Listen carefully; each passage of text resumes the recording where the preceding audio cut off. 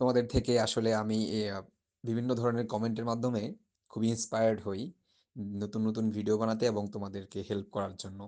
যে তোমাদের একজন লিখেছো যে ভাইয়া বাংলা সাজেশনটা একটু তাড়াতাড়ি দিয়েন, সময় বেশি নেই।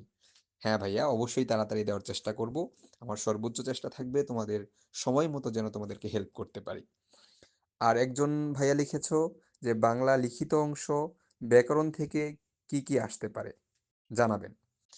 আসলে ভাইয়া দেখো, বাংলা ব্যাকরণ থেকে গুরুত্বপূর্ণ যে টপিকগুলা তোমরা এইচএসসিতে পড়েছো, আমার ধারণা মতো ওই টপিকগুলাই গুরুত্বপূর্ণ। তারপরও আমি তোমাদেরকে বাংলার ডিটেলস সাজেশন লিখিত প্লাস এমসিকিউর জন্য প্রিপেয়ার করছি। সেটার জন্য একটু টাইম লাগবে, কারণ অ্যানালাইসিসের ব্যাপার স্যাপার রয়েছে।